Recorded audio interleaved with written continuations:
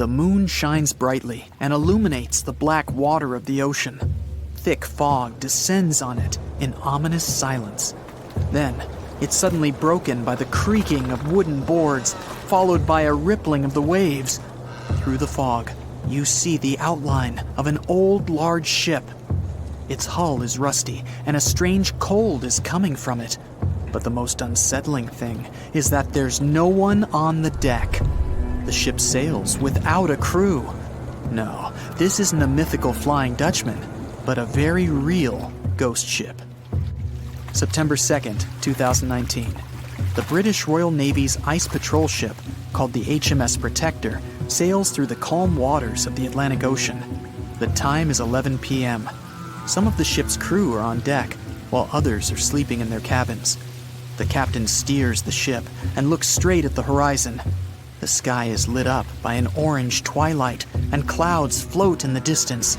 Suddenly, against this beautiful landscape, one of the sailors notices the black silhouette of an unknown ship. The captain slows down and steers the ship a little closer to the mysterious vessel. This is an old cargo ship, 250 feet long. Attempts to contact the crew members lead to nothing. It seems the unknown boat is floating in the ocean by itself. There's no one on board, at least, no one alive. The deck of the ship creaks from rocking on the waves. The sun sinks below the horizon, and it gets dark. The ship looks terrifying. British sailors don't dare to climb on that strange deck. They take a photo, post it on the internet, and sail away. Many people on the internet will assume the sailors met a real ghost ship. 5 months later, we're in the village of Ballycotton in County Cork, Ireland. A local leaves the house early in the morning to go for a daily run. Music in his headphones, fresh cool air, and a scenic route are ideal conditions for a good workout. The jogger runs along the road on the coast of the Celtic Sea. There was a strong storm last night, and now the sea looks calm. The man runs along the top of a low cliff and notices a huge vessel. An old rusty cargo ship 250 feet long lies on the beach, right among the rocks. No people on board. It seems the ship has been here for ages, but the local is sure this vessel wasn't here yesterday. A little later, it turns out this is the same ship that the sailors from the HMS Protector saw 5 months ago, thousands of miles from this place. The cargo ship, called the Alta, was built in 1976. Nobody knows who used it all this time and for what purposes. It's only known that in 2017, the ship was purchased by a new owner and marked with the flag of Tanzania. It's important to say that almost all cargo ships are equipped with AIS, Automatic Identification System, which is needed to track ship movements in the ocean. Since 2015, something strange started happening with the Alta's AIS. The ship disappeared from the satellites, then reappeared again. Over the past few years, this ship had changed several names and flags. It's not surprising that its AIS shut off and turned on numerous times. It's said that some of those who disable AIS on their ships do so to hide outlaw activities. The ship's captain, whoever it was, clearly didn't want to show the Alta's movements. As AIS showed in 2017, the ship had sailed near Greek port cities. The Alta made 12 stops in 3 such cities in different parts of Greece. Then, the AIS signal disappeared, and 10 months later, the Alta reappeared near the northern coast of Africa, 1,200 miles from Greece.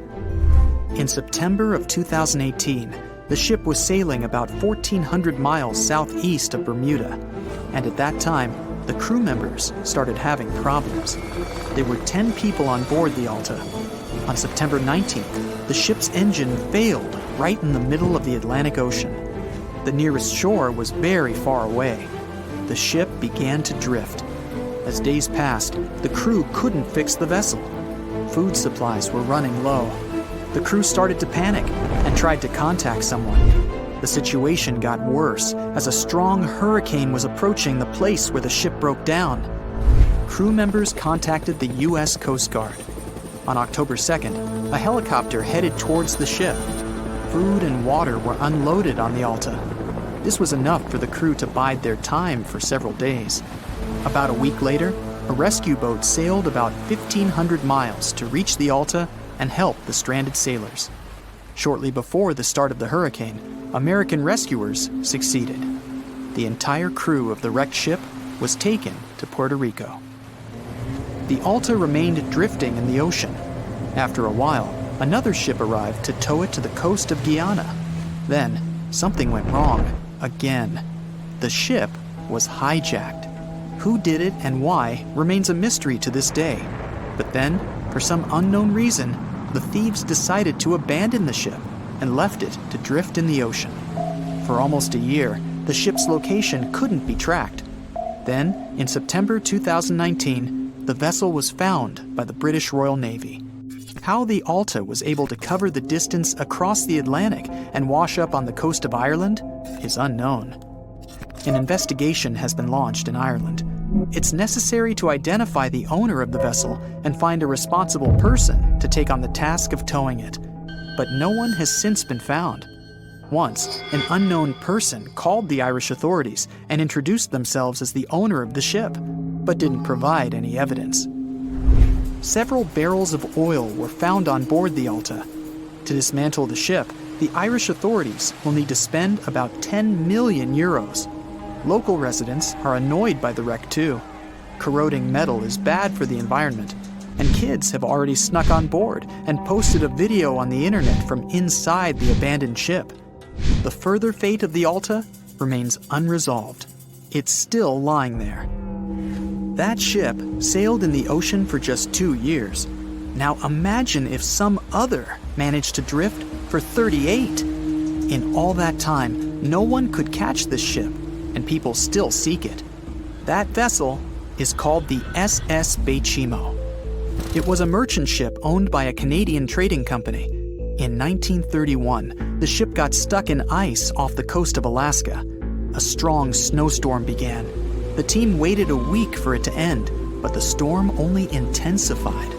One day, the weather improved a bit, and part of the team was evacuated to the nearest city. Another part of the crew, with the captain, set up camp near the ship. The storm started again and didn't stop for a long time. The blizzard was so heavy that the ship's captain couldn't see beyond his arm's reach. Finally, when the storm was over, the captain saw that the ship simply vanished.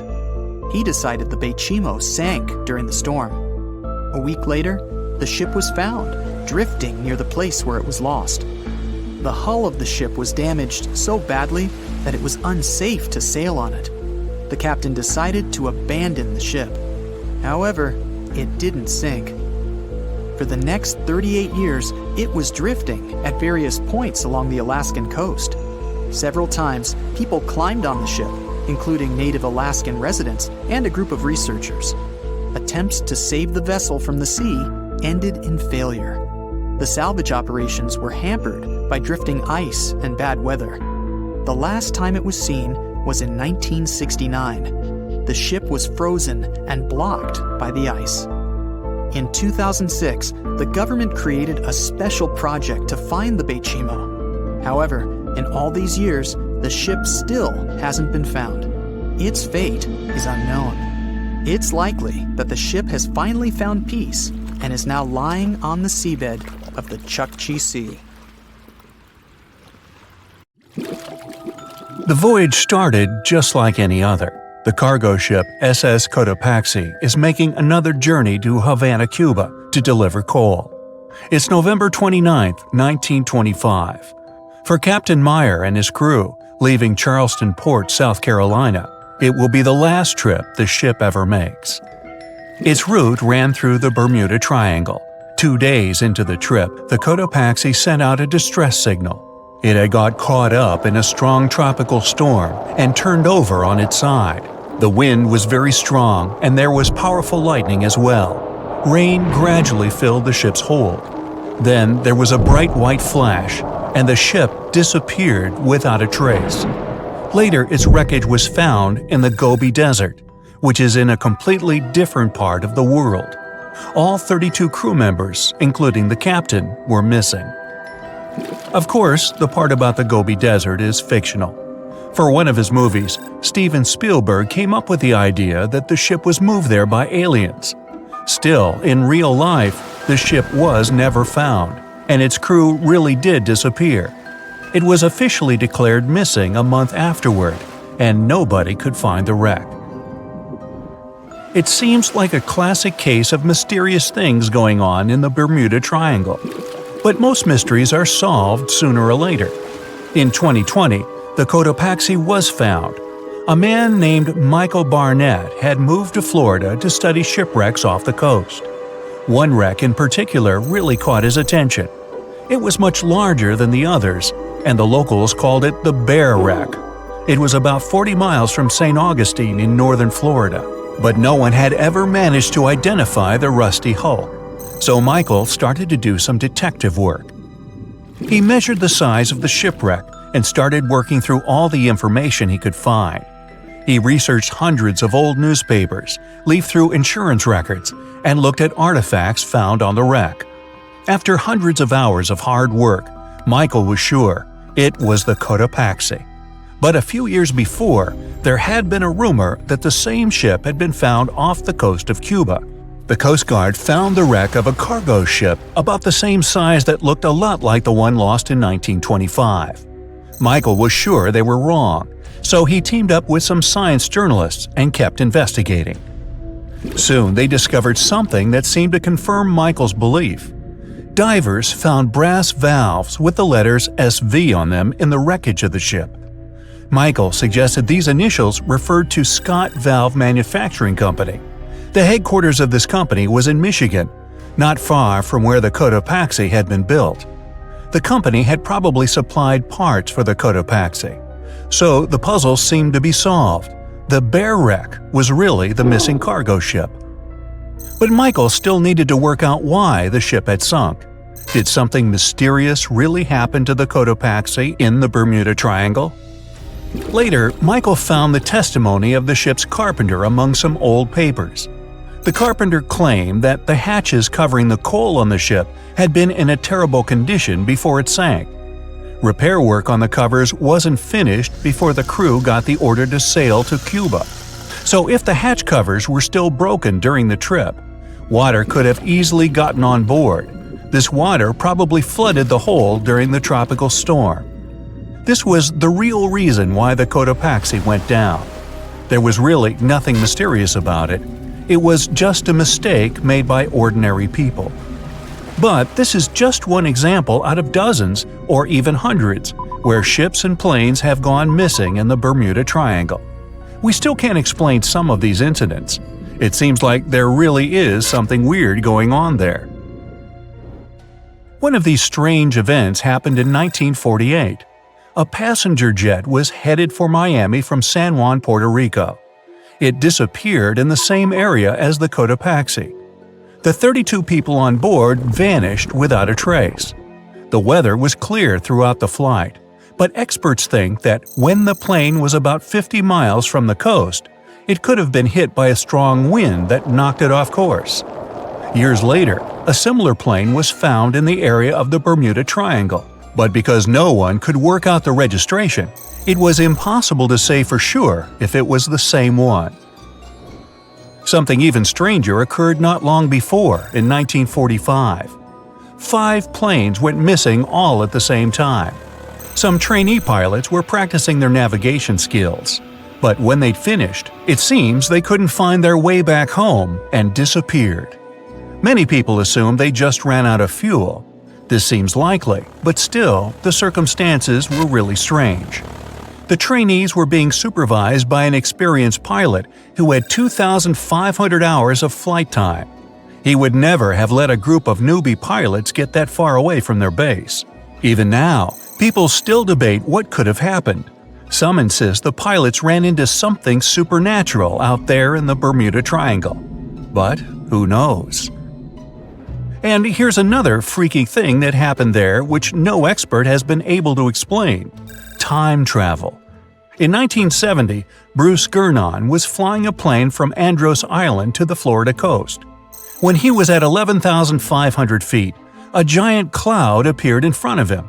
It kept getting bigger and bigger, and he had no choice but to fly through it. As soon as he did, the plane was surrounded by darkness. It was as if the day had turned to night in a split second. Suddenly, Bruce began to see white flashes of light around him. They were so bright that they lit up the entire sky. But they weren't lightning bolts, although he couldn't really explain what they were. The plane continued through the strange cloud for almost a half an hour. Bruce noticed that the cloud changed shape during this time. The space around the plane turned into a tunnel. Then the tunnel started narrowing. Bruce became really tense as he tried to cope with the plane's controls. All his instruments and navigation equipment were going crazy, and the electronics stopped working. Then, a white light appeared at the end of the tunnel. Just like in the movies, the plane escaped the closing cloud tunnel at the very last second. Everything was fine, but now Bruce found himself in some white fog. He had no idea where he was. Then he managed to contact ground control. He was shocked when he learned that his plane was already in the airspace above Miami. It seemed that something impossible had happened. Bruce was meant to cover a distance of about 250 miles during the flight. This usually took 1.5 hours, but he had managed it in just 47 minutes, almost 2 times faster than normal. When Bruce landed, he went to check the amount of fuel left in the tank. It turned out he'd used up a lot less than the normal amount of fuel as well. Could there be a logical explanation for the time-traveling plane?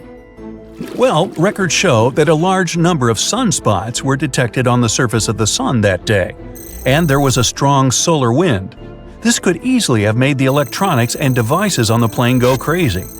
But what about the mysterious cloud? The Florida coast is a place where 2 large air currents meet. One has a high pressure and the other is a low pressure one. This causes a lot of storm clouds in the area. But people still debate how Bruce was able to cover the distance so quickly.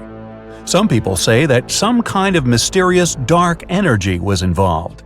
Others say it was a gravitational anomaly that curves space and time. Others think that Bruce is just a fraud. We still don't know the truth. So, is there really something supernatural about the Bermuda Triangle? Or is it all just coincidences and made-up stories? The truth is that no more planes and ships disappear in the Bermuda Triangle than anywhere else in the world.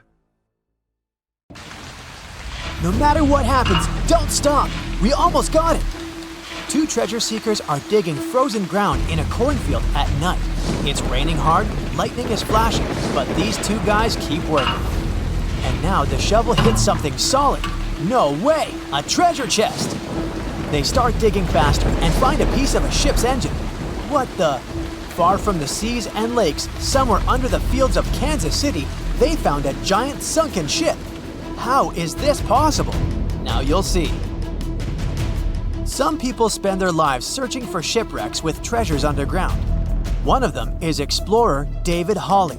He's been looking for such ships far from the seas, rivers, and oceans for many years. He does this because he likes the feeling of adventure. The holds of these ships may contain chests of gold, antiques, and artifacts. And you can get a lot of money for them.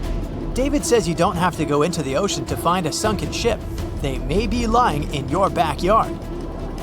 But why do ships end up buried underground among fields, farms, and plains? Let's find out using the example of steamboat Great White Arabia. According to old records, the newspaper clippings, this ship had been carrying about 200 tons of treasure before it sank in 1856. Many rumors and local legends said the ship was lying underground a few miles northeast of Kansas City. It was there because people deliberately altered the riverbed and channels of the Missouri River in the second half of the 19th century. They artificially brought the shores closer to each other. They narrowed the river to increase the flow's speed, so boats could sail much faster.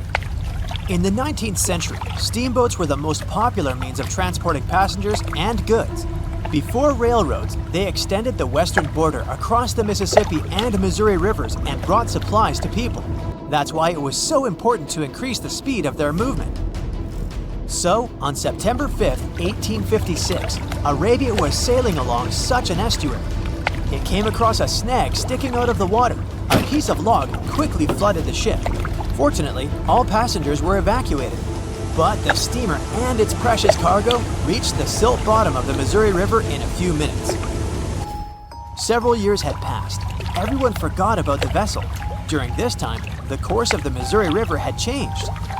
But Arabia remained under the wet, muddy bottom. The soil level above it was getting higher, and the ground was losing moisture. Eventually, many decades later, a cornfield formed above the sunken ship. In the 1980s, one farmer owned this area, and he had no idea what was hidden in his territory. David Hawley carefully studied the history of the sunken ships of the USA. He knew that hundreds of steamers had gone underwater all over Missouri, but most of all, he was interested in Arabia, as there were rumors that it was filled with gold and other valuable things. The territory of cornfields in Kansas was vast, but David Hawley knew how to search properly. In 1987, he started working, first together with his brother and father. They collected all the clippings from old newspapers they could find. They were looking not only for information about the steamer, but also for maps of the Missouri River. They tracked its historical changes, checked the dates, and identified a large area where the steamer sank. Next, they used electromagnetic testing and other geological stuff to study the soil and find the right place. They searched for differences in ground moisture and density. Then, they went through the territory with powerful metal detectors. And so, by the fall of 1988, they had determined the location of the steamer. Arabia was the size of a football field. This gigantic vessel lay 45 feet underground, 4 stories down. But before they started excavating, they had to ask the owner of the cornfield for permission. For the farmer, this news was a big surprise. He agreed on the condition that the excavations would be completed by spring so that he could sow a new crop. Digging a giant ship in winter is much more difficult and expensive than at other times. It includes additional equipment, electricity, and heating costs. The team worked day and night. They financed the excavations out of their own pocket. Each invested more than $10,000 and took out a bank loan. Finally, they noticed the first details of the ship. The shovels hit the huge engine boilers and the deck. The goal had been achieved. Most of the cargo lying inside the sunken ships is covered with rust, shells, mud, and is badly damaged. The contents of Arabia were in excellent condition, considering that the ship had sunk 130 years prior. Unfortunately, they didn't find the chests of gold. Still, they got several tons of other valuable cargo, household items of people who lived in the middle of the 19th century. It was a time capsule. The ship was carrying supplies for hundreds and thousands of people, and all these things were perfectly preserved. For example, they could clearly see the brand stamp Goodyear Rubber Company on one rubber shoe. The longer the excavations continued, the more things David and his team found. In the barrels, they found plates from the 19th century. They were intact and usable. Also, there were clean clothes, thousands of pairs of shoes, harpoons, frying pans, and umbrellas. The ship was carrying cargo to supply about 16 small towns. Yes, it's not gold, but such artifacts are also precious. The contents of the ship could be worth millions. However, the crew wasn't going to sell these things. They made a museum on the site of a former fruit market in Kansas City. If you go there, you will immediately feel like you're in a department store of the 19th century. There are thousands of items in good condition. Even the matches here are dry enough to light up. It took David many years to present the entire collection from the steamship. He values each of the items and doesn't want to sell them. Anyone can come here, pay for a ticket, and find themselves in the past.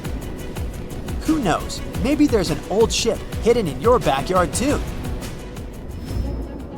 Geologists found an older vessel in the hot desert of Namibia in 2008. This ship sailed back in the days when pirates scared sailors on the seas, and now it's inside a dried-up lagoon. The ship sailed from Lisbon in 1533 and disappeared with the crew near a small diamond mining town. After almost 500 years, the hull had been badly damaged. Only the carcass of the ship remained, but the treasure hidden inside the vessel stayed intact.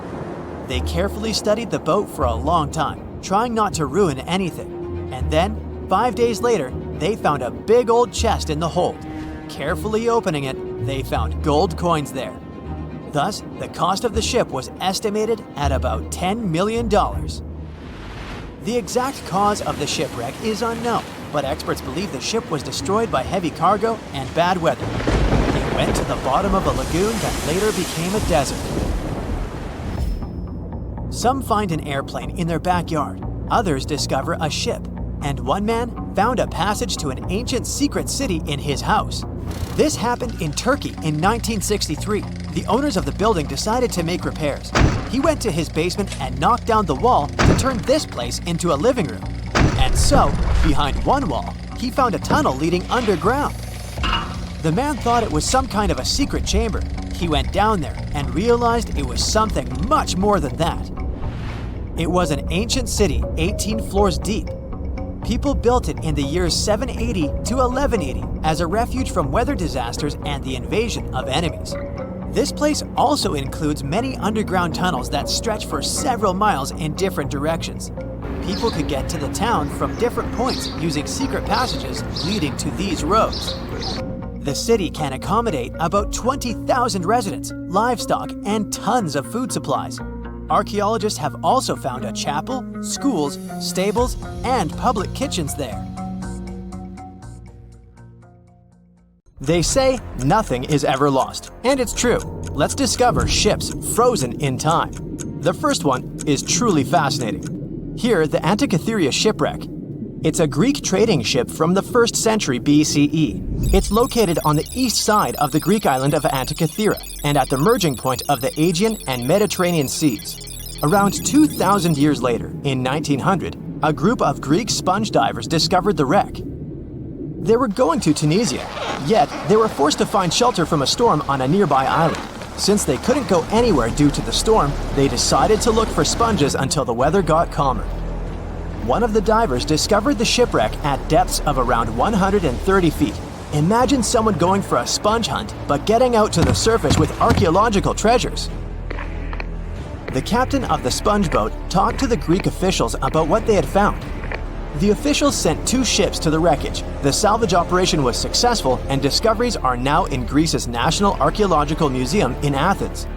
The findings included 3 life-sized marble horses, jewelry, coins, and hundreds of works of art, including a 7-foot-tall colossus statue of Hercules. Among these treasures, Antikythera ephebe, a bronze statue of a young man, caught more attention. Because the ephebe doesn't comply with any familiar iconographic model, and there are no known copies of his type, he held a spherical object in his hand.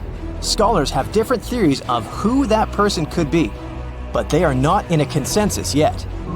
More than 70 years later, Jacques-Yves Cousteau and his team went to the area and recovered hundreds more artifacts and the remains of 4 people. Interestingly, they discovered a complex set of interlocking gears, capable of predicting the movement of the sun, moon, and several planets. The mechanism can also show the times of solar and lunar eclipses years into the future.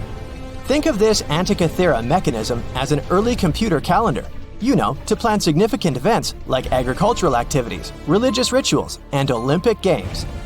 These artifacts found in the Antikythera wreckage are some of the most important findings in modern archaeology.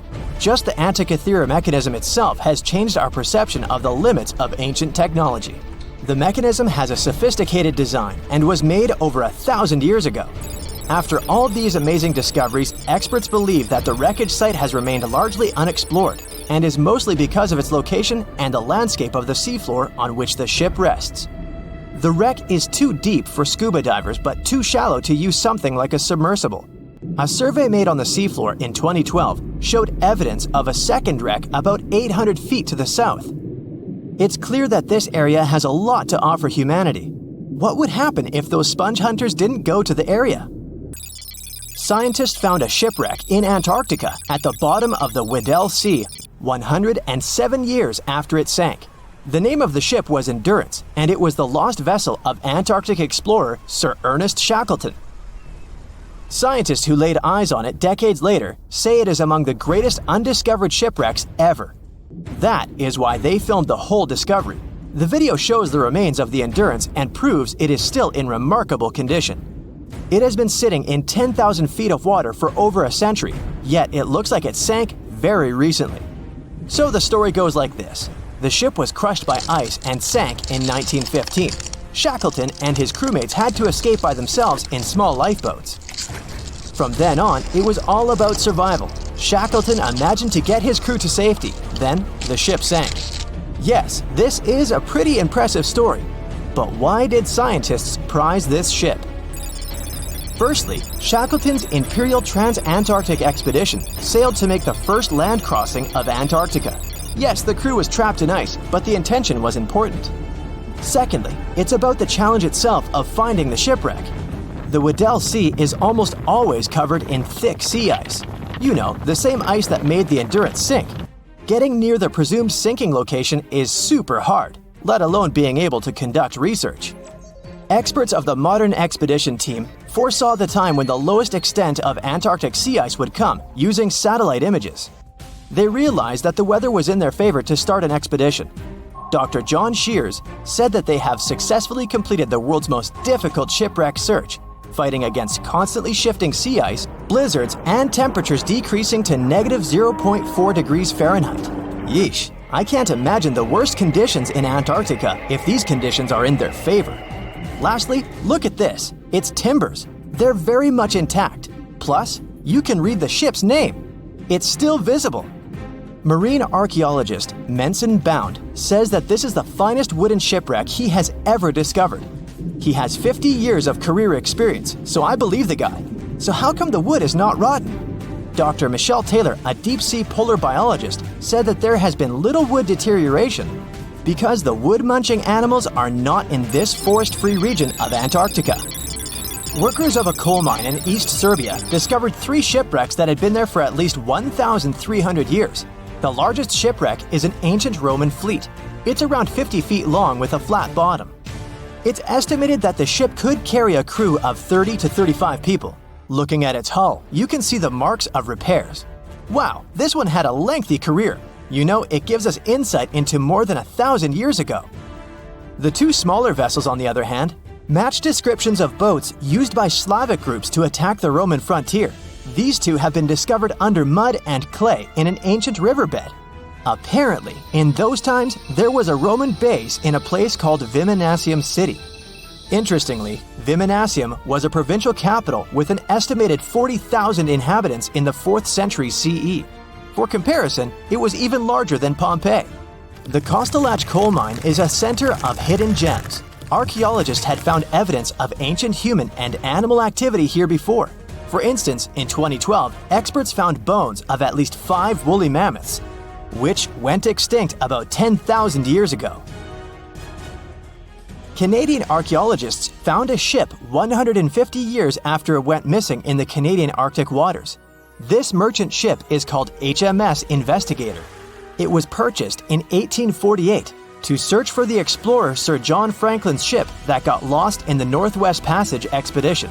So, HMS Investigator left Britain in 1850 for this rescue operation. The expedition crew, captained by Robert McClure, sailed the Investigator into the water. He realized that he was in the final leg of the Northwest Passage, the sea route across North America. But before he could sail into the Beaufort Sea, the 122-ton ship itself got stuck in the thick ice. The crew spent the winter over the Prince of Wales Strait. The following summer, McClure tried again to sail to the end of the passage, but the ice blocked his way once more. Here, too, the crew was forced to leave the ship. He steered the crew into the Bay of Mercy. There, they were to remain until 1853 when the crew of the HMS Resolute rescued them. Imagine a crew of 60 people who had to spend 3 winters in the Arctic without even knowing if they would survive.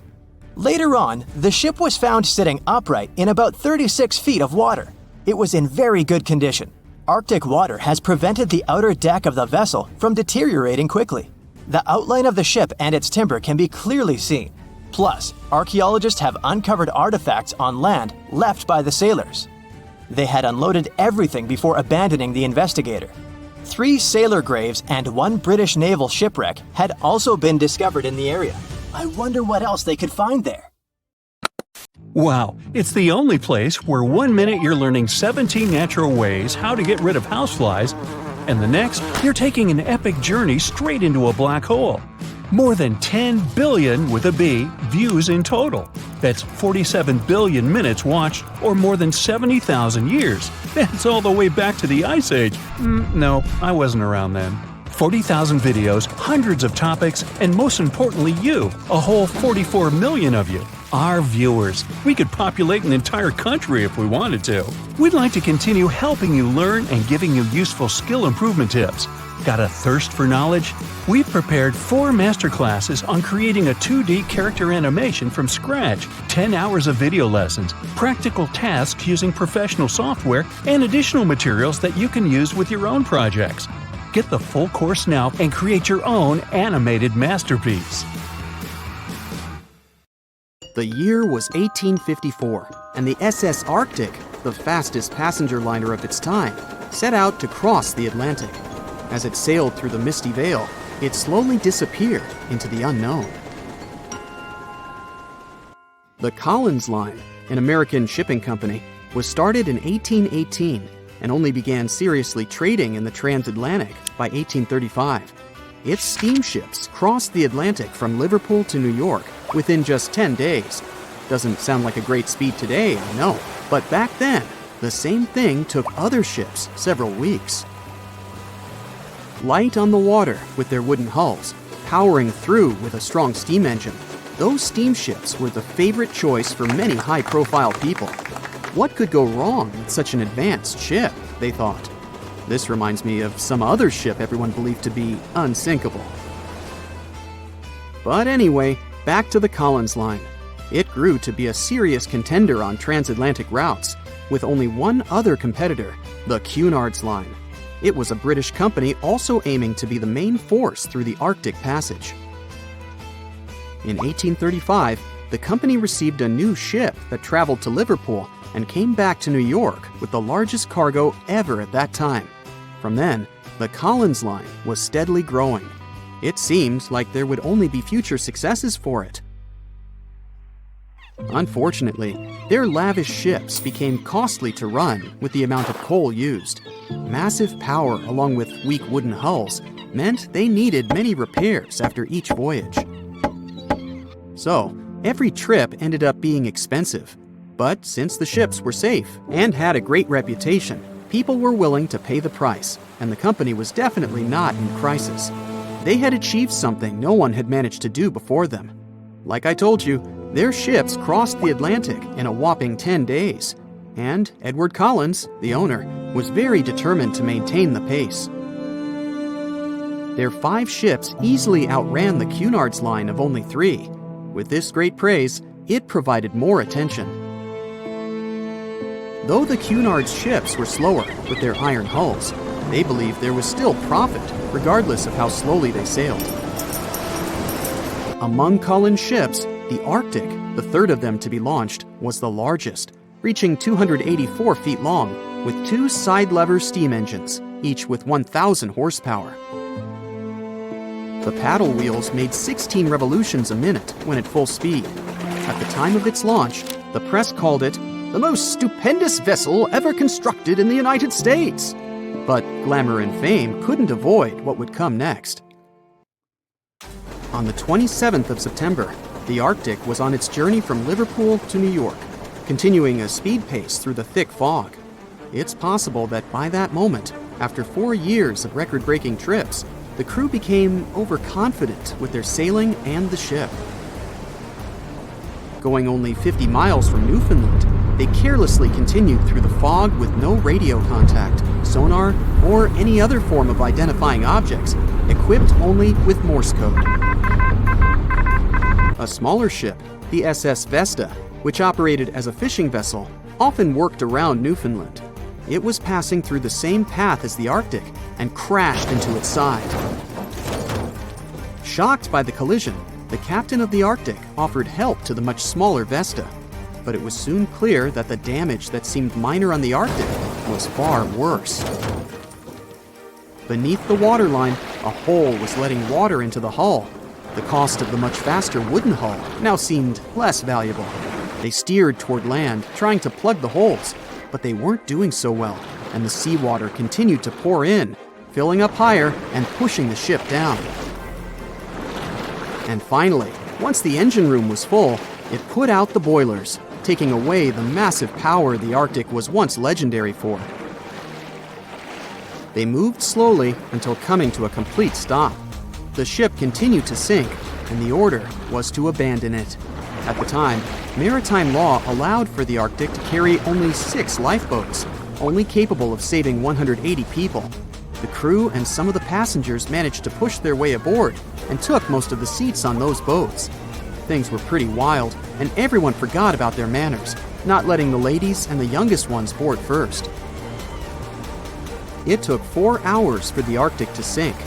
150 crew and 250 passengers were on board. Those that weren't able to find a lifeboat made a desperate attempt to build their own rafts from parts of the ship. 2 days later, only 3 boats made it safely to the shore. The other 3 were never found. Believe it or not, the rescue party also saved some people that had been clinging to the wreckage for 2 days. Unlike the crew, the captain went down with the Arctic, but amazingly survived. He would be only one of 85 people that made it, out of the 400 on board.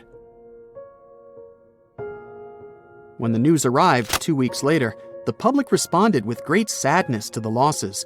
Great anger soon followed towards the poor safety measures in the crew. The press published demands to change the laws for more lifeboats. It only made sense to have enough for every person on board a ship. But they ignored those requests. This neglect would lead to more disasters in the future. Enough lifeboats would only come into maritime law some 60 years later, after the disaster of the Titanic. Edward Cullen's wife and 2 children were also aboard the ship and didn't return. He was heartbroken, but didn't stop running his business. The Collins line still had a reputation to uphold, the biggest, fastest, and most luxurious on the Atlantic.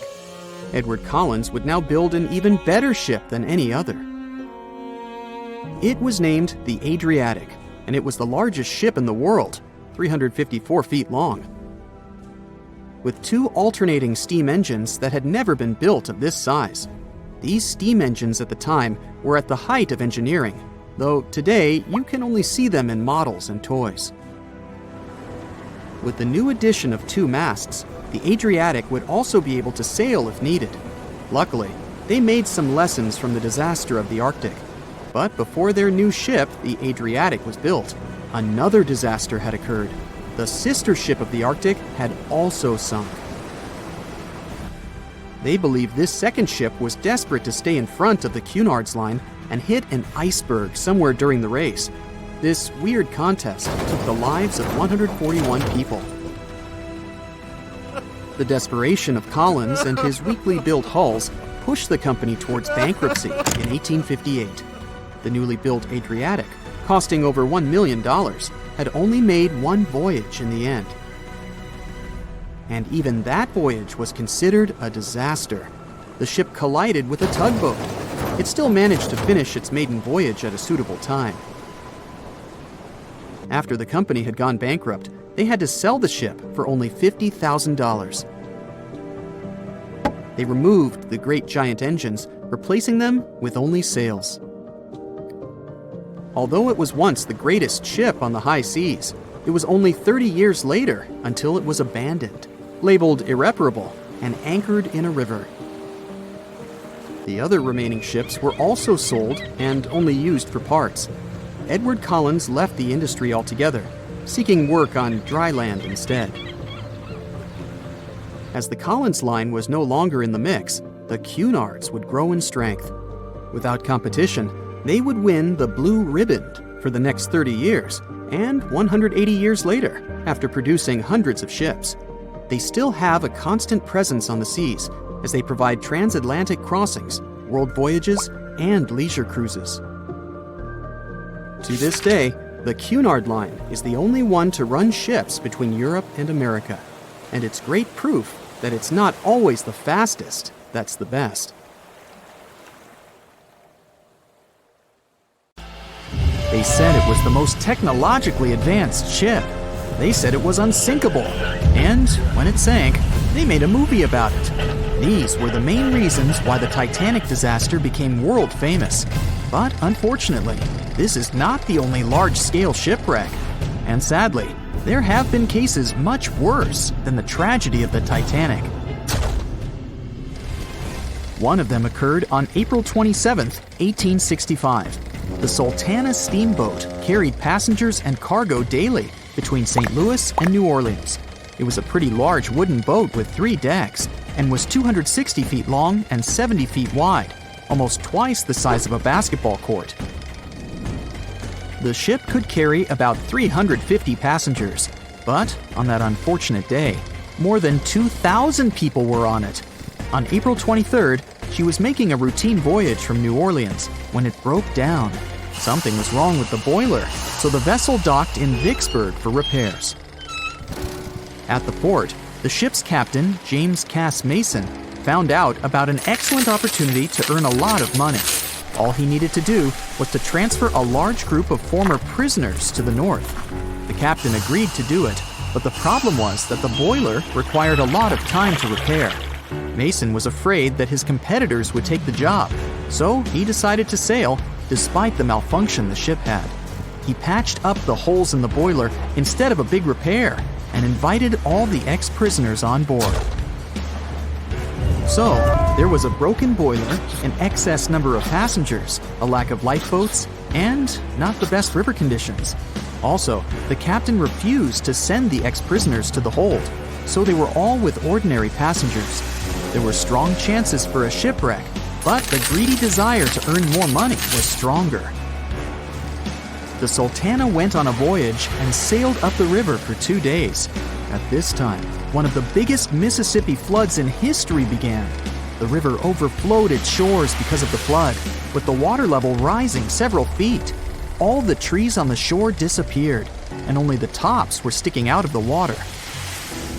The ship sailed opposite this powerful current, making the boiler work too hard. On the evening of April 26th, the Sultana arrived in Memphis, Tennessee, and they loaded even more, 120 tons of sugar and 200 passengers. She got incredibly heavy. Around midnight, the ship continued its dangerous journey. The captain sailed to barges to load a shipment of coal. At 1 a.m., the vessel left the barge. At 2 a.m., the broken boiler, unable to withstand the load, suddenly exploded. The Sultana was just 7 miles north of Memphis. Few people survived that day. The problem was that passengers trying to escape from the fire jumped into a cold river with a strong current. The Sultana disaster is considered the most tragic shipwreck in the history of the United States. The exact number of those who didn't survive is still unknown. According to various sources, this number was from 961 to 1,800 people. Don't be surprised that almost no one knows this story. There were many more survivors in the Titanic tragedy, and everybody heard about it. But the Sultana sank during one high-profile event. 12 days before the shipwreck, the country lost Abraham Lincoln. People hadn't yet recovered from this news, so no one paid much attention to the tragedy of the Sultana. Many catastrophes happened quite recently by historical standards. One of them occurred in 2002. The ferry La Jula was a Senegalese vessel. The ferry sailed twice a week, mainly along the coast of Dakar, carrying passengers who traded mango and palm oil. It made daily voyages and never faced severe problems thanks to modern rescue equipment and good repair service. But one day, the ship's crew discovered a malfunction and sent the boat to port. For almost a year, La Jula was in a non-working condition, awaiting repairs. But it didn't get high-quality service. After poor maintenance, the ferry set off on its last voyage. On September 26, 2002, La Jula sailed between southern Senegal and Dakar, and at 11 p.m. headed toward Gambia, where a strong storm began. The wind raised high waves, but this wasn't critical for the large passenger ship unless the number of people on board didn't exceed the established norm. La Jula was supposed to carry about 500 passengers, but had many more people that day. Too many passengers, poor repairs, and a strong storm caused severe problems for the ship. But the main factor in the shipwreck was that La Jula was only built for sailing in coastal waters, but that day, it sailed far from the shore. Big waves started rocking the boat, and at some point, it just turned upside down.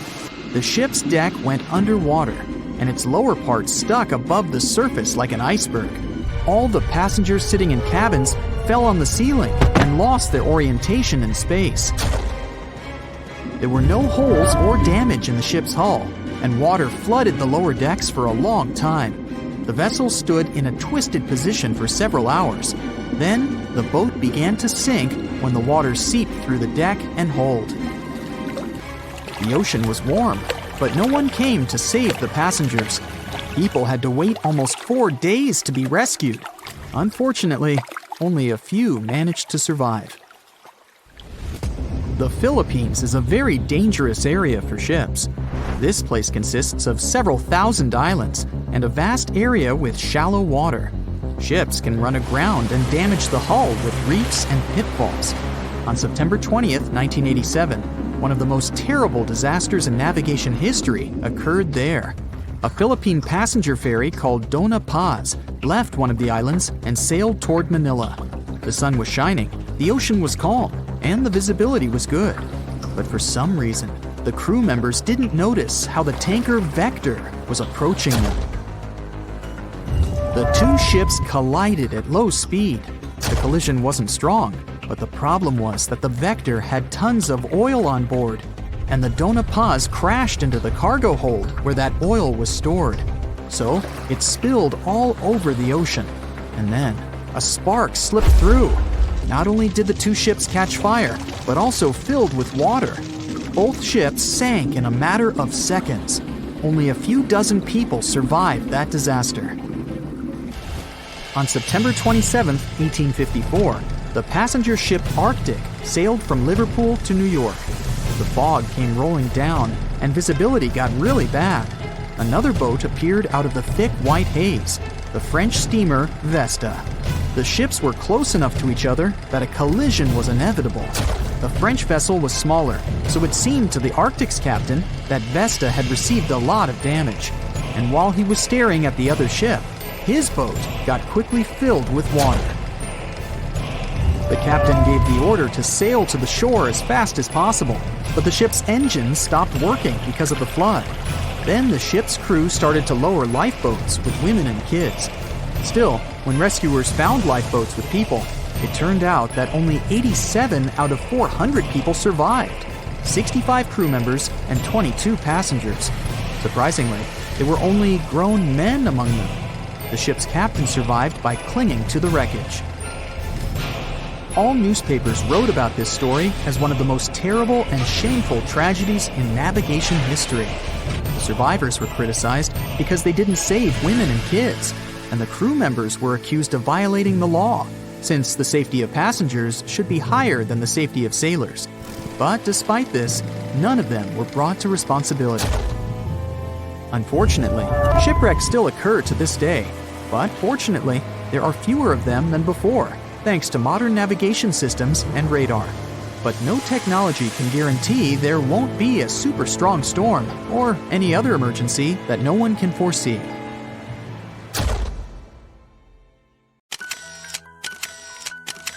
At the beginning of the 20th century, somewhere off the coast of West Africa, a German steamship was leaving the port. Suddenly, the weather got worse, and the vessel entered a thick fog. The sailors ran aground on a sandbank close to the shore. Luckily, no one was hurt, and they were even able to save their precious cargo. But the ship was stuck in the sand for good. And it was not alone there. Nearly the entire length of the western coast of Namibia is called Skeleton Coast. If the name sounds scary, that's because it is. This 976-mile-long beach line is among the most dangerous places on Earth. The local Bushman tribes believe that their supreme deity made this land when it was angry. The Portuguese were the first Europeans to set foot in Namibia in the 15th century. And yep, they didn't like Skeleton Coast either. Portuguese explorers thought this land presented the gates to the underworld. This is the place where the Namib Desert meets the Atlantic Ocean.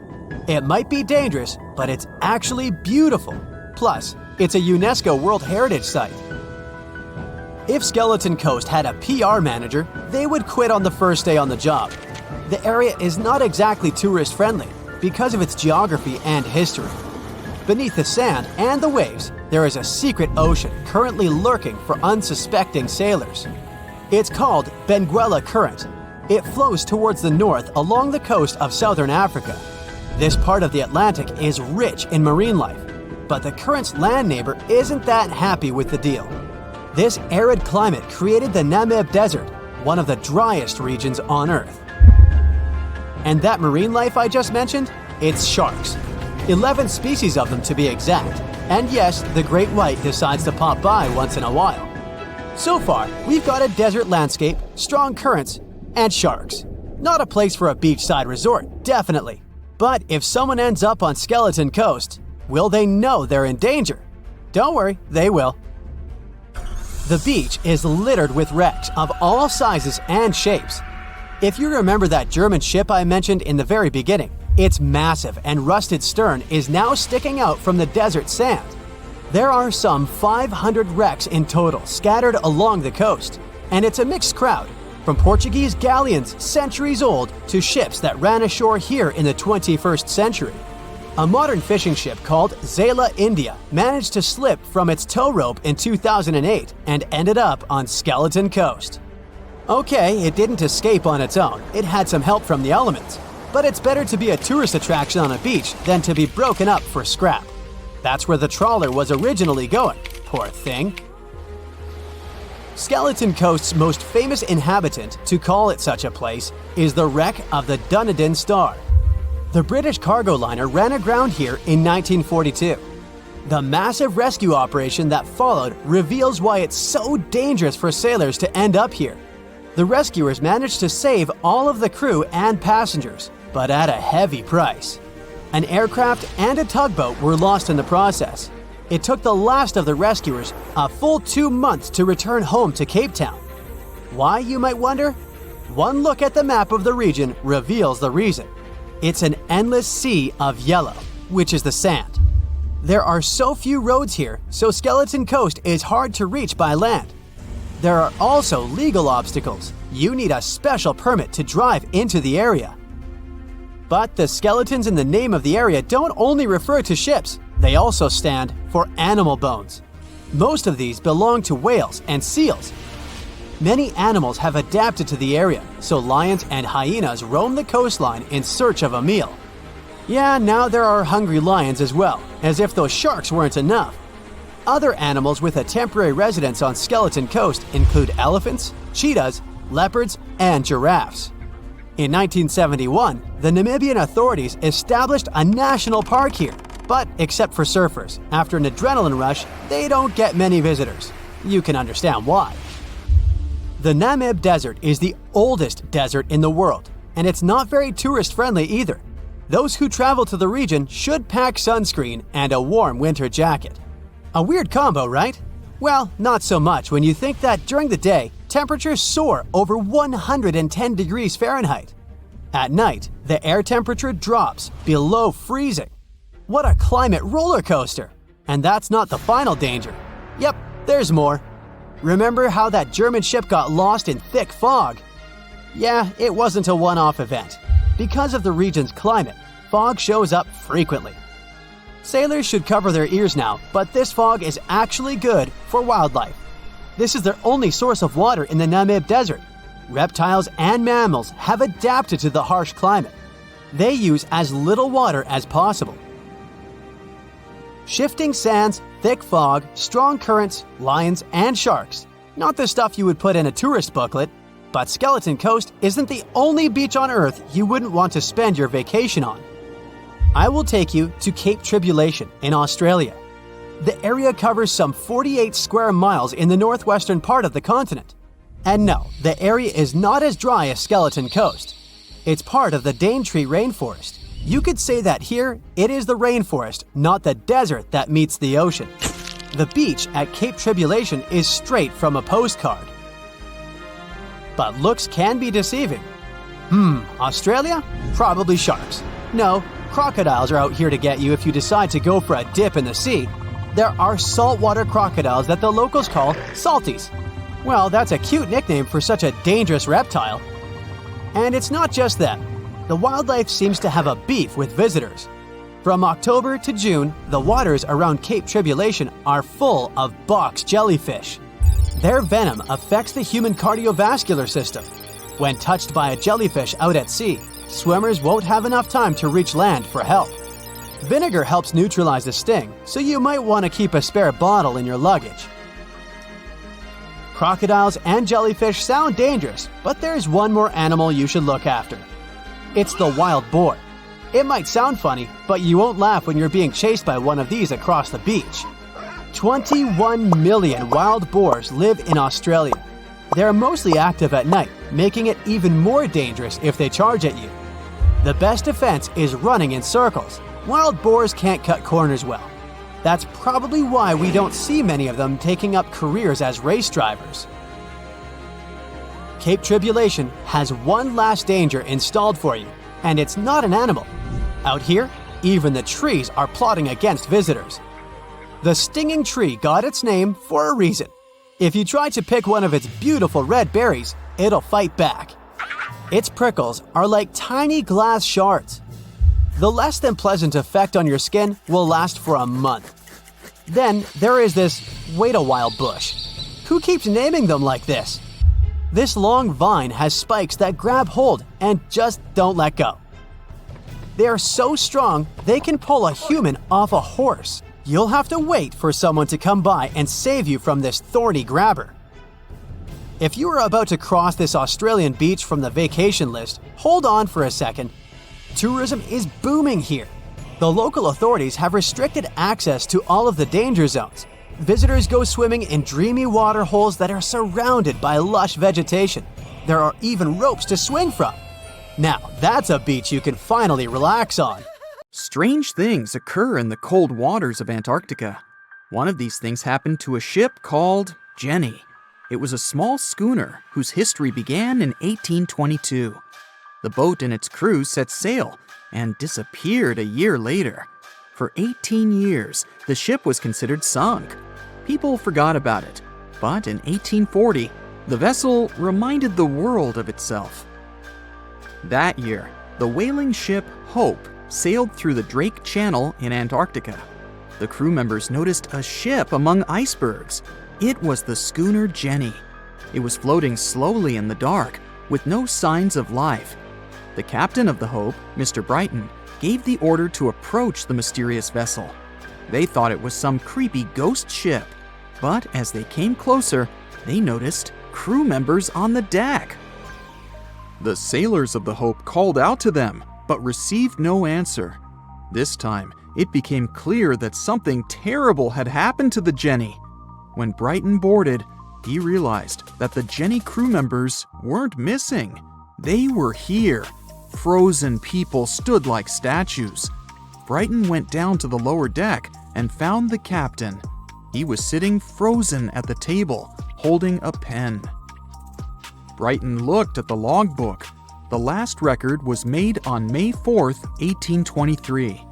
The captain wrote that he was the only living member of the crew. They spent 71 days without food. It seemed that the ship got lost in the sea because its captain went off course or sailed into an iceberg, but no one knew for sure. After that, nobody ever saw the Jenny again. According to rumors, the crew of the Hope abandoned the frozen ship and left it to drift in the cold waters. According to other rumors, this whole story is fiction. The story of the Jenny was described in a German magazine in the middle of the 19th century. Still, there was no further evidence of the ship's existence. Already in our time, Cambridge University decided to explore the case of the Jenny. The researchers discovered that one of the crew members of the Hope, who didn't disclose his name, told someone the legend of the frozen ship. Someone shared the story with another guy, and it was published in a German magazine called Globus. And that's all. There was no other evidence. One of the most famous ghost ships was the Mary Celeste, and there's no doubt about its existence. The history of this vessel was documented in court. People wrote about it in newspapers, but the most exciting thing is that the ship continued to be used even after 10 people disappeared from its deck. The history of the Mary Celeste began in Canada in 1861. When it was first built, the ship was called the Amazon. It changed captains several times, and it also hit some rocks. The boat was sold, bought, then sold again, repaired, and sailed under the name Mary Celeste. In 1872, it had a new captain, Benjamin Briggs. He was a decent, brave man with a lot of experience in navigation. He had a beloved wife, a daughter, and a son. When he went on his last voyage, he took his wife and daughter with him, and his son stayed in America. In November of 1872, the Mary Celeste sailed from the port in New York with 10 people on board and disappeared.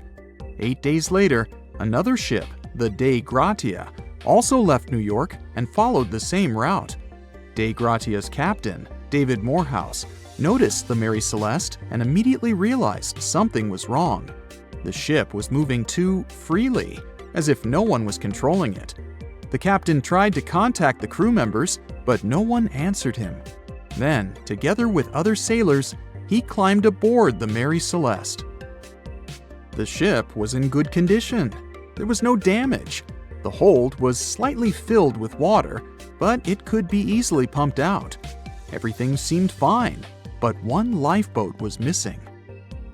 The crew members' valuables were in their cabins. The cargo was in the hold.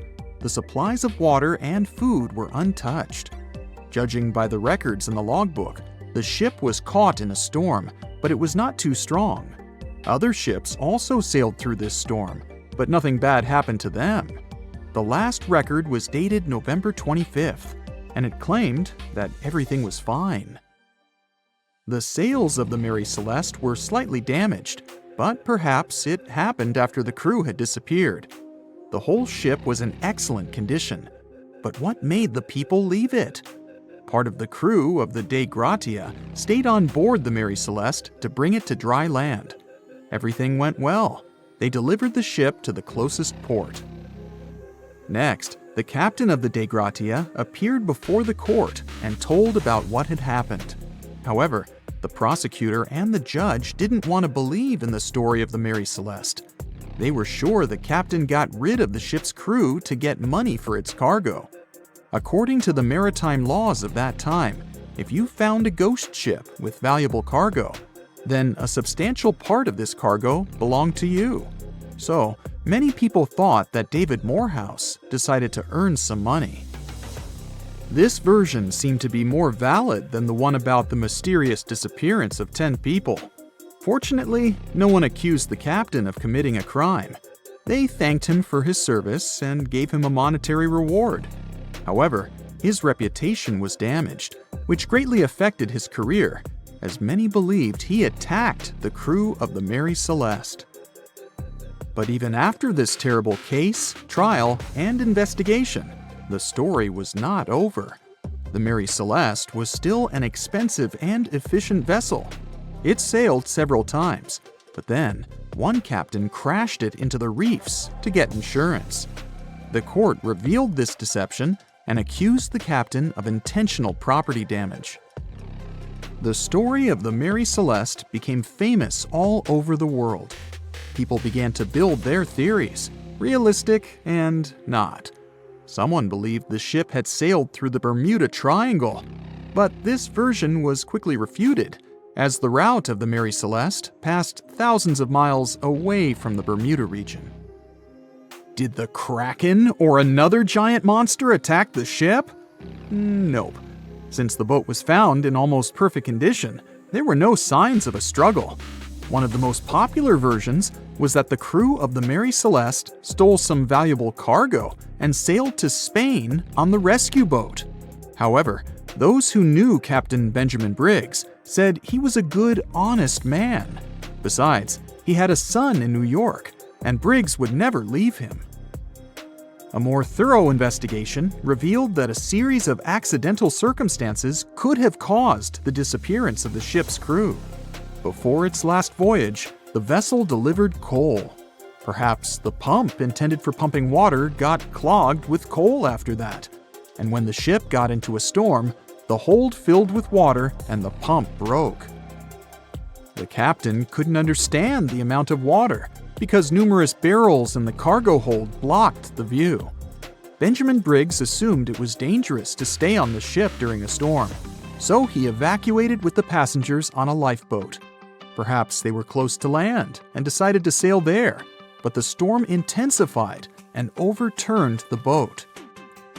Also, one record in the log journal said that the chronometer was faulty. It was a device that helped to determine your location at sea using longitude. Briggs got lost and didn't know which way to sail. The storm was strong, and he couldn't determine whether the ship would sink. Perhaps Briggs decided to leave the ship in a rescue boat when he saw the coast of the Azores. The uniqueness of this ghost ship case is that, unlike many others, you can investigate it yourself. There's a lot of information about the Mary Celeste on the internet. There are documentaries and research articles. Perhaps you'll be able to notice something that others haven't seen and solve the mystery of the disappearance of 10 people. The movie Jaws came out in 1975, and since then, people have been terrified of sharks. Some people fear seeing a great white's head come out of their showers, not to mention the fear of running into one at your local pool. Of course, none of this is actually possible, but some other scary shark stuff is. Like, yes, sharks can attack boats. They probably won't sink one. It depends on the size of the shark and the size of the boat. Today, we're diving deep into the facts and myths about the sea's biggest predator. It was the year 1953. On a typical July morning, two fishers set out on their daily lobster harvest. They took their white-hulled dory out to sea off the coast of Cape Breton Island in Nova Scotia, Canada. Since it was the lobster season, the sea was dotted with several dories spread out across the water. But that day, something strange happened. As soon as they put the dory at sea, they noticed a large dorsal fin chasing after their boat. They were surprised to see that the shark would follow their boat's every move. For an entire week, they took out their white dory from the harbor, and the shark followed them around. Until one morning, as the men were alone at sea, the shark charged at full speed at the boat and smashed a 7-inch hole in its bottom. The boat turned over, and both men fell into the water. The shark didn't come after the men, though. Instead, it swam away and disappeared for good. To clarify, a dory is a small, fragile boat usually measuring 16 to 23 feet long. So how long did that shark need to be in order to sink it? Well, as soon as the boat was retrieved from the ocean, researchers found something interesting. One of the shark's teeth was found stuck in the hull. According to Harvard experts that analyzed the tooth, it most certainly belonged to a 12-foot white shark that weighed around 1,200 pounds. One thing intrigued scientists a whole lot. The great white didn't seem to be interested in the men aboard, but rather in the boat itself. The question is, why? Some people suppose that this great white followed the dory around because it was white, and the animal probably thought it was some big white mammal. It's not the first boat a shark has attacked. You see, sharks don't attempt to sink boats because they're mean and evil. Rather, it's due to murky waters and hard materials that make them mistake inanimate objects for their usual lunch menu. But that's not what we've learned from popular culture. In Jaws, the protagonist shark managed to poke several holes in the orca as it rammed the boat. The orca was a Nova Scotia-style fishing boat, made out of wood planks. It wasn't a huge boat, so it seemed plausible that a great white could ram it. But, according to Mythbusters, that's very far from the truth. A great white swimming at its maximum speed wouldn't be able to take down a medium-sized fishing vessel. The same goes for bigger boats. Some bull sharks or great whites can turn over smaller vessels though, like kayaks or small boats. If this happens, it's most likely because they think it's a sea mammal and nudge it before taking the first bite. No scientist can say for sure why they do this, only that it's usually a misunderstanding on behalf of the animal. The Shark Research Committee, a nonprofit scientific research organization, has documented a lot of shark attacks on inanimate objects and is trying to answer that question more thoroughly. So far, they've observed several attacks on objects such as crab trap buoys and inflatable float bags. The website has also registered 2 famous attacks on boats.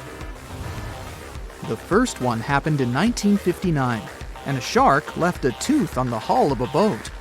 Researchers later identified it as belonging to a 12-foot great white. The report of the other attack, which happened in 1989, claims that a boat was circled by a great white before the animal swam at the vessel at full speed and hit the boat several times. Of course, those who suffer the most from shark attacks and encounters aren't boats, it's surfers. As far as we know, surfers look like giant wobbly seals from the shark's perspective. According to the Shark Research Committee, there have been 41 confirmed shark attacks on surfers on the west coast of North America over the course of the last century. So, should we be so afraid of sharks after all? Let's learn more about these magnificent sea creatures. Off the top of your head, how many shark species can you name? 4, 8, 10? Well, there are over 500 species of sharks swimming in the ocean. They vary from tiny specimens, about the size of a human hand, to up to 39-foot-long creatures. The largest species of shark are actually not great whites, but whale sharks. And even those are small compared to the great megalodon. This ancient creature that lived around 20 million years ago reached an unimaginable length of 60 feet. By comparison, that's the same as 2 to 3 buses placed one after another. I wouldn't swim in megalodon-infested waters even if you dared me, that's for sure. We know that sharks are very good hunters, but why is that so? Their bodies seem to have been strategically built for speed. Instead of having a bone skeleton, like us humans, sharks have a cartilage skeleton, which makes them much lighter and also super fast swimmers. Each species of shark hunts depending on its nutritional needs. So, shark species that grow to an average of 3 feet have a diet based on fish. The ones that grow bigger start feeding off of bigger sea animals, such as sea lions and seals. Throughout their lives, some species of shark can shed over 30,000 teeth. Unlike humans, who are born with a set number of teeth in their jaws, sharks have an apparently limitless supply. In their defense, they do lose teeth pretty easily, as they can easily get stuck in their prey, for example. They also have multiple rows of teeth. The jaws of a great white can contain up to 7 rows of teeth, and can grow to be more than 6 inches long. And since we're speaking of great whites, the most feared shark species roaming the oceans, this is ray. Ray is an adult white shark. He can swim up to 50 miles a day, so he needs a lot of fat in order to keep his body functioning. Funny thing about Ray, when he opens his jaws to hunt, his eyes roll back together with his head, so his sight is hindered when he's taking a bite. Now, he does like it when the water is murky and underwater visibility is low. That's because it makes it harder for his prey to spot him coming. These conditions can make it easier for him to grab that yummy seal. But this can also make it easy for him to mistake a random boat for lunch and end up scaring some humans. Some Hollywood movies love to portray sharks as having superpowers. Although they're not innately cruel, one species of shark does have something that can be considered bizarre. Hammerhead sharks, one of the most dangerous species of sharks, have a sort of sixth sense. Inside their heads, they have electroreceptor organs called ampullae of Lorenzini. These organs allow sharks to detect the electromagnetic fields of all living things in the ocean. This ups their hunting abilities to another level. They can even find prey hidden in the sand because they sense its electromagnetic field. You should know one thing. If a shark lives in a balanced ecosystem, it won't feel the need to attack unknown things. These animals are curious, though, so maybe we should cut them some slack when they bite a piece off a random boat. As an experienced sailor and the first man to ever sail non-stop on his own around North and South America, Matt Rutherford has seen a lot during his voyages. But what he saw in 2013 while sailing through the waters of the Atlantic with his colleague surely stands out. Some 800 miles off the coast of Bermuda, not far away from the famous Bermuda Triangle, they noticed a boat that seemed to be moving by itself. The sails weren't up and the motor wasn't running. The sailors decided to check if there was someone who needed their help aboard, so they moved closer to the mysterious ship. Once they got there, things only got weirder, as they realized there wasn't a living soul aboard. Rutherford started filming to document their discovery. The boat looked so awfully abandoned that they expected to find some pretty scary things in there. But it didn't stop Rutherford from searching the vessel. The boat, which turned out to be named Wolfhound, looked like an upscale one, probably costing hundreds of thousands of dollars. It was pretty weird to find it floating by itself in the middle of the ocean. It seemed like whoever abandoned it was leaving in a rush. There were clothes and other personal belongings all over the main cabin. Some parts of the ceiling had fallen and some drawers had popped open. The brave sailors decided to tow the ghost ship back to Bermuda. It wasn't easy because Wolfhound was bigger and heavier than their boat. After days at sea, the crew was running low on fuel and asked a passing freighter to stop and give them some gas. They kept pulling Wolfhound until the tow line got wrapped around the rudder and they realized they could get stranded in the Bermuda Triangle. So they had to abandon the ship. What really happened and how Wolfhound ended up in the middle of the ocean will probably remain a mystery. Rumor has it that it belonged to a member of the Royal Irish Yacht Club. The ship was going on its first voyage from Connecticut to Bermuda and then Antigua. It got in a terrible storm around 400 miles away from Delaware. The winds were so strong that the yacht suffered 2 knockdowns. A Greek cargo ship rescued the crew. They left the ship with an emergency beacon on. The rescued crew members shared that they saw the ship sink, which only adds more questions to the story. How did it get back to the surface? Does the Bermuda Triangle have anything to do with that?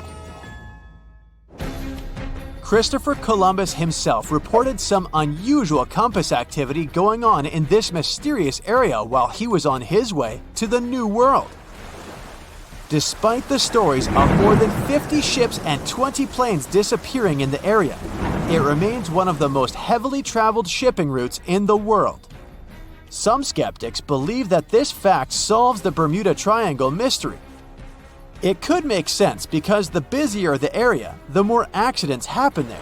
But then again, it's not the number of disappearances that makes the place so mysterious. It's the lack of explanation and wreckage lost for good. The first ever confirmed ship to vanish in the Bermuda Triangle was the USS Pickering. In 1800, it departed from the US on its way to the West Indies. The ship sailed into the Bermuda Triangle along with its 90-man crew. No one ever heard anything from them ever since. The popular explanation is that the ship was taken out by a storm. But because no one found any wreckage, we'll never know for sure. The largest ship that has ever disappeared in this mysterious area was the USS Cyclops. In March 1918, carrying a crew of 306 people, The USS Cyclops left Barbados and headed home to Baltimore. The ship passed through the Bermuda Triangle on its journey and vanished into thin air, or rather, water. The Cyclops never sent any distress signal and disappeared without any explanation or trace. The Bermuda Triangle isn't the only place in the world where ships go missing or mysteriously resurface. One of the most famous ghost ship stories would be of SS Baychimo. The large cargo steamer was built in Sweden. On October 1st, 1931, it got caught in pack ice. The crew decided to wait it out and managed to break free after a couple of days, only to get trapped again in less than a week. This time, they didn't manage to make it out. A rescue team went by air to save 22 of the crew members. 15 other members stayed in a wooden shelter they built not far away from the ship. Their plan was to wait out the winter and get back aboard. At the end of November, a strong blizzard was rushing through the area. When it was over, Baychimo seemed to have gone away with the storm. The captain decided it must have broken and sunk, but a few days later, a local hunter informed them that he had seen the ship around 45 miles away from their camp. The crew managed to find the ship and took the most valuable cargo from its hold. They had fears that Baychimo wouldn't live through that rough water, but it did manage to survive after all. Once the ice was gone, it floated away and ended up drifting along the shores of Canada and Alaska. Many people reported seeing the ghost ship in an open sea. Some even tried to board it to save the ship, but the weather didn't allow it to happen. The last time someone saw SS Baychimo was in 1969, 38 years after its crew had left it. It could still be drifting somewhere in the ocean. The story of MV Hoita happened in the South Pacific. The ship was originally a wooden luxury yacht. After serving for 20 years to various owners, it became a merchant ship. In 1959, it set on a trading voyage that was supposed to last around 2 days. When it didn't reach its destination on time, no one was worried at first, as things happen in the open waters. After another day, and no distress signals from the Hoita, it was obvious that something serious was going on with it. There were 25 people aboard, and their families wanted to find them. A search and rescue crew worked for 6 days looking for the ship, or at least its wreckage, in an area of nearly 100,000 square miles. That's 1.5 times as big as Florida. Sadly, the mission had come back with no results. It seemed like Hoita had disappeared without a trace. A month later, another merchant ship noticed Hoita drifting in the ocean, miles and miles away from its original route, and none of the crew members or passengers were on board. The cargo had also disappeared. The lifeboats were also gone, so the people must have escaped the ship hoping to save themselves. It turned out that the crew had been trying to get help as they tuned the radio to the International Distress Channel.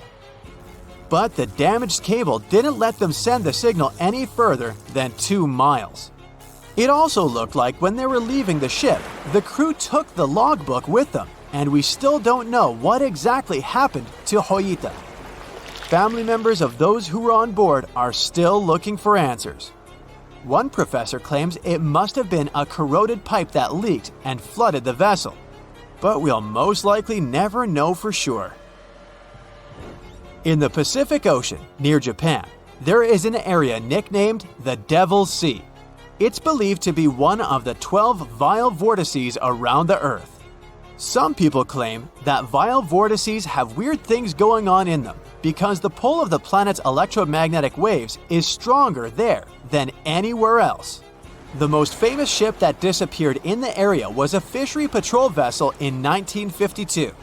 The ship went there to investigate the vessels that went missing previously and disappeared along with 31 crew members. Scientists who don't believe it was a mysterious disappearance blame the underwater volcano eruption for what happened.